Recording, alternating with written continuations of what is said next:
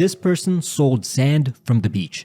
This person sold a 360 graphics card, but only the box with no actual GPU inside, and he sold it for $25. What about selling sneakers, but only the box? These are things that normally anyone else would just throw in the trash if they don't need it. If you think about everything that you've ever gotten rid of that could have been sold, I wonder how much extra money you'd have in your bank account. Having an extra $500 to $1,000 would be nice. You could do a lot with that. But the past is the past and we can't turn back time, but what we can do is look towards the future and actually start making extra money on the side, selling anything on eBay. And today that's what I'm going to be talking about, but with a slight emphasis on selling sneakers. My name is Nova. I've been an eBay seller for over a decade at this point, so I do know a thing or two about selling items on here. So we're going to go over number 1, how to get started selling on eBay, number 2, how to make the perfect listing, optimizing it so that your items can sell as quickly as possible, and number 3, how to build up your eBay feedback fast. If you want to just skip over to the section that you need, feel free to use the timestamps in the description.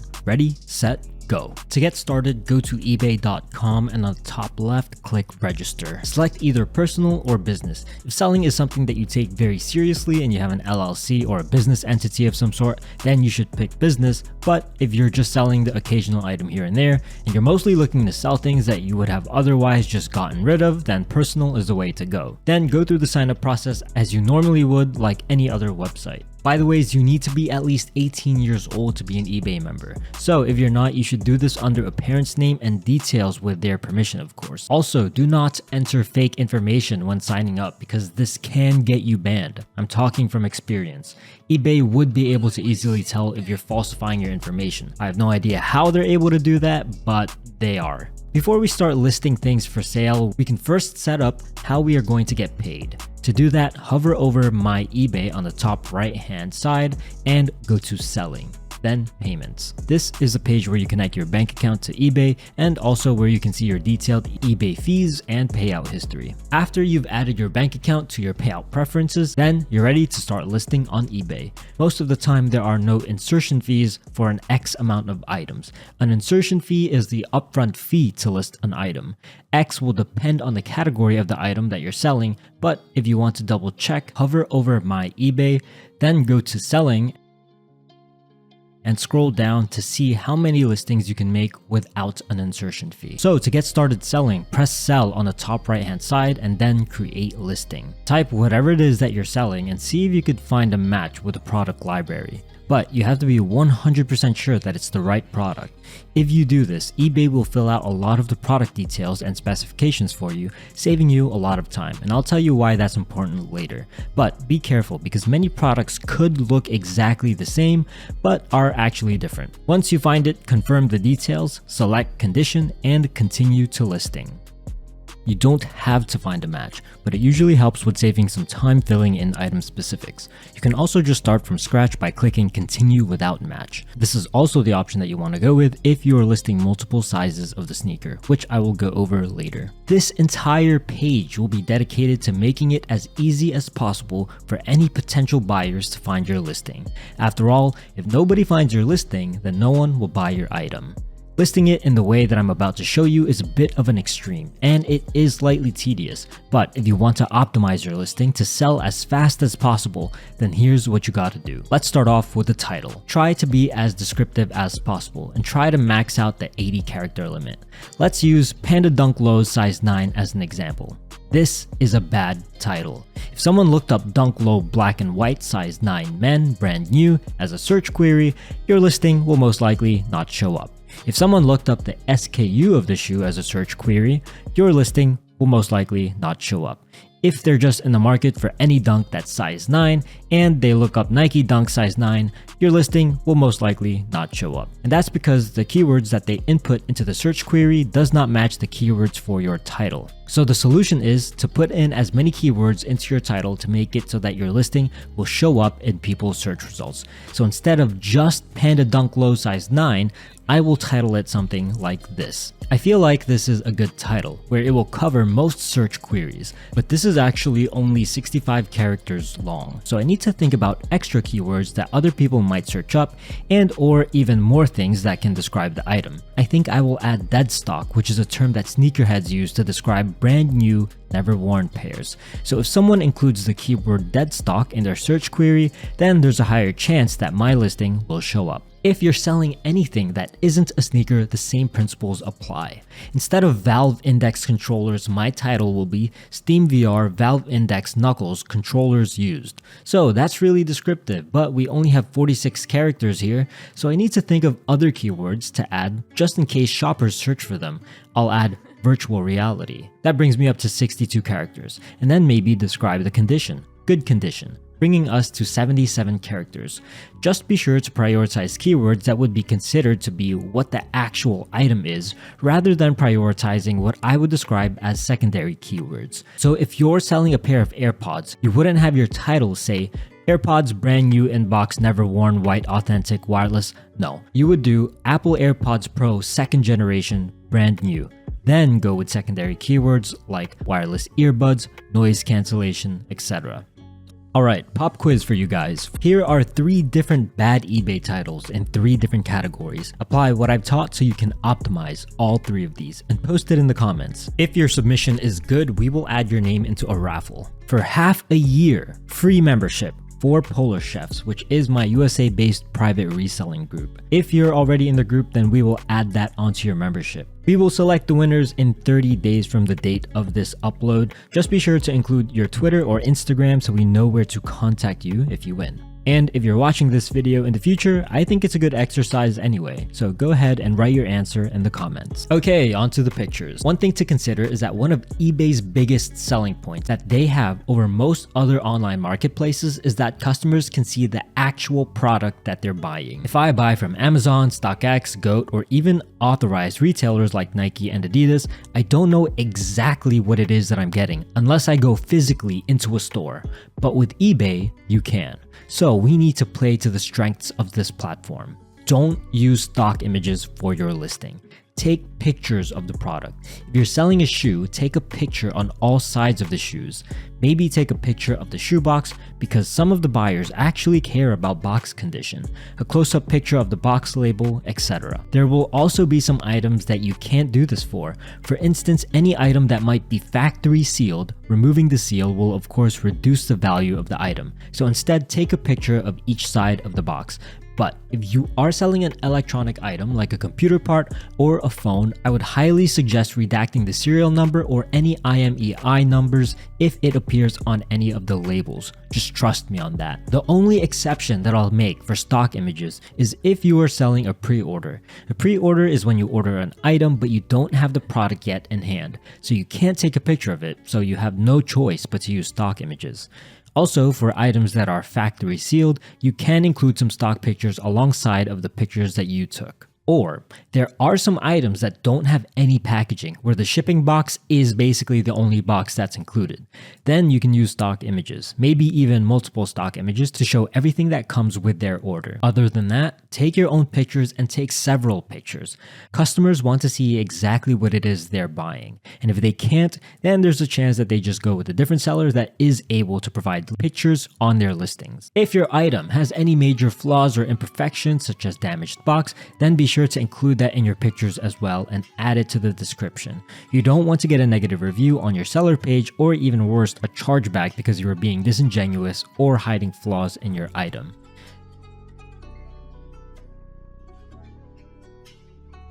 Next, we have item specifics. Try to provide as many of these as possible since this will also affect keyword search and filtering options. So if someone filters by brand, department, color, or style, then you are more likely to appear on their search results. Now, you don't have to provide absolutely every little specification for all of your listings, but it can help with the visibility of the listing.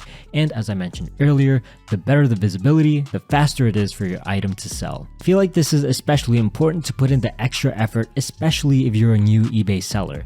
Alright, now onto the description. So you know how in the title section we wanted to include a lot of relevant keywords? Well, we have to do the same thing in the description. Any other keywords that you may not have been able to add onto your title, add them into the description and add other information that you might think is relevant. Also, you can take this opportunity to state your return policy. If you do accept returns for your items, in theory, your number of sales should be higher than someone who doesn't accept returns, but it's really up to you. Personally, I don't want to deal with returns, especially when it comes to sneakers, since counterfeit sneakers are kind of out of control. So I just state that my return policy is no returns, refunds, or cancellation. What I also found to personally help is by stating, if you have any questions about the item, do not hesitate to reach out. I usually reply very quickly. That way it will give people peace of mind that you're easy to reach, and if they have any last questions before deciding to make a purchase, that you would be able to reply to them in a timely manner. And you should actually do it. Replying fast can be the difference maker between someone buying from you or someone buying from someone else. For handling time, I like to do 2 days, but if you can do 1 day, that would be even better. Just make sure you're able to print out a shipping label within this handling time range from the time of the sale, because if you don't, it's going to count as a late shipment and this will negatively impact your account. So only put in a handling time that you know you'll be able to fulfill the order within that time. Also in this section, be sure to specify your return policy again. If you're listing a sneaker that is qualified for their authentication guarantee program, then the max you can make your handling time is 3 days. Now, on to pricing. There's a few different ways you can price your items. Obviously, if you price too high, your item might take longer to sell or maybe even never sell. But if you price your item too low, then it will cut into your profit margins. What I have personally found to be a good balance between speed and pricing is by first typing in your item into eBay search bar and then go to the sold listings.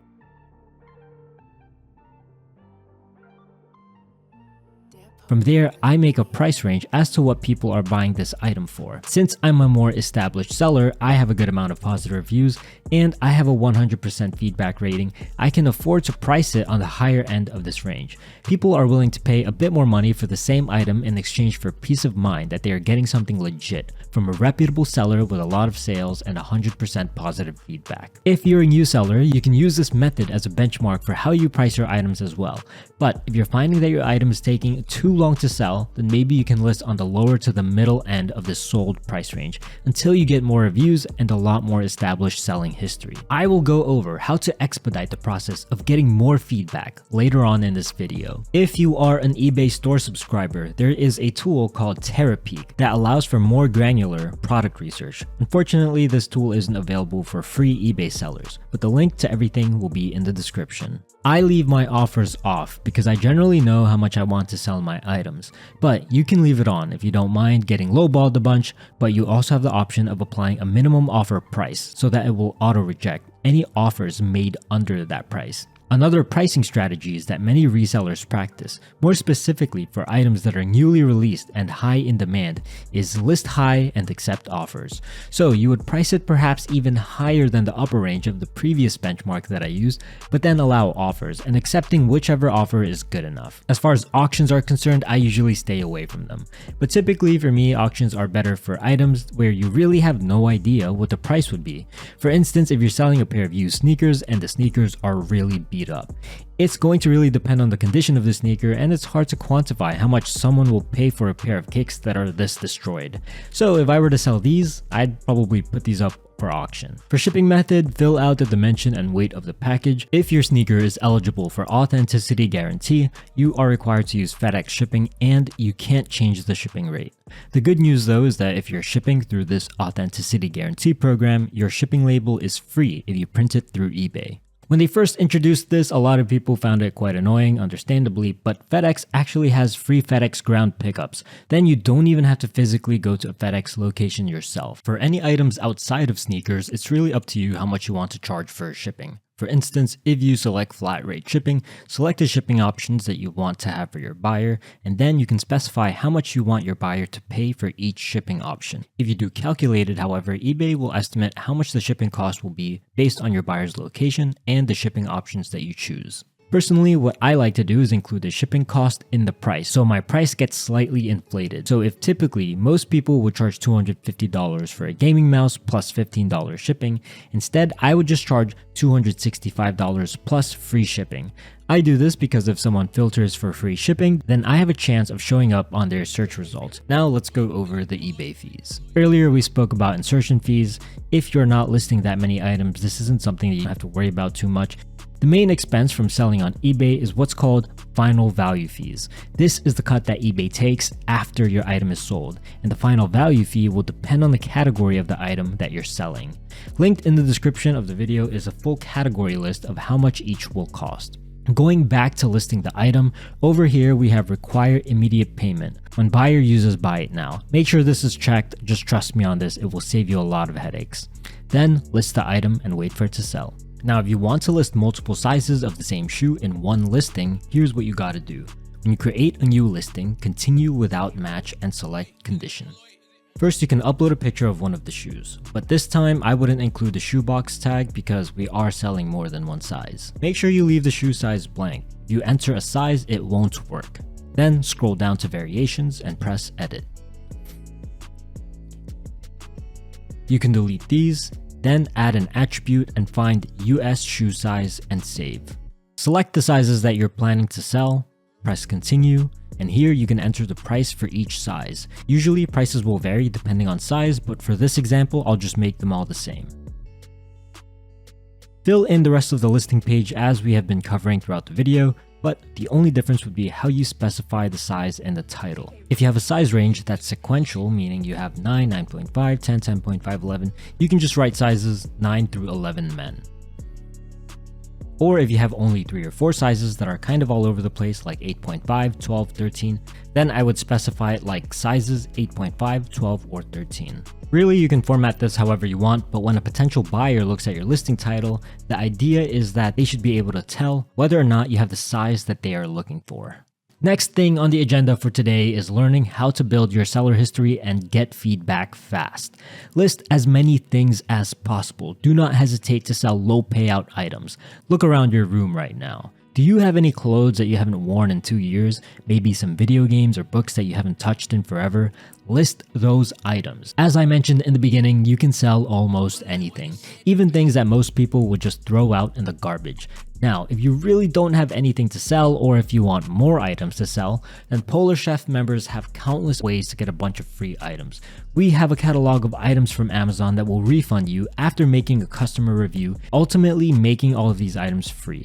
We have staff and providers who look for any price errors or promotions where members can get huge discounts or maybe even outright free items. And we can also run your Amazon account on our bot software, which automatically checks out any items on Amazon, which can go up to 99% off or maybe even completely free. And Polar Chefs is just $40 a month. And some of these items that you can get for free can sell upwards of $100+. The link to join the group is in the description, and you can use the discount code ButterboyNova to save 20% off your first month. So list as many items as you can using the guidelines I've been talking about to build up your sales history.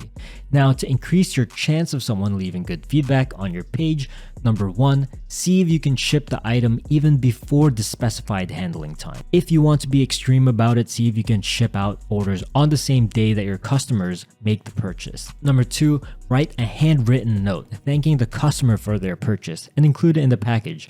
Try to position it in a place that makes it easy for them to find it. And in the letter, mention that if you're happy with their item, a positive feedback would mean a lot to you. Now, if you're limited on time, this message can also just be printed out. Better than not having any message at all, but the handwritten note really gives that human element to the transaction. Number 3, give your buyers positive feedback. What I like to do is say something really outlandish and overwhelming to catch their attention. I like to say, you are the bestest buyer in the whole universe. I don't know, something to make them smile, something to make it impossible to ignore. If you still haven't gotten feedback yet, follow up with your buyers. Maybe after a week or 2 has passed since the item has been delivered. Ask them using eBay messages how their item was, and if they react positively, kindly manually ask them to leave feedback on their purchase. Now, these tips aren't like a surefire way to get feedback, but implementing each tip will increase the chance that they do leave feedback. So that's how to get seller feedback, but you can increase your overall feedback of your eBay account just by shopping on eBay. Many sellers have automatic feedback turned on, which you also have the option of doing, where you buy something from their store, then they will automatically leave you a feedback. When you look at the number next to somebody's account, this is both their buyer and their seller feedback. Bigger number equals good, bigger number equates to more trustworthy. So next time you want to buy something, check eBay to see if you can buy it from there instead to build up your feedback score. Let me know in the comments if you have any more tips on building feedback. eBay also has a paid monthly subscription where you might actually be able to reduce your overall fees. Whenever you're ready for that, click on this video to see if it's worth it for you.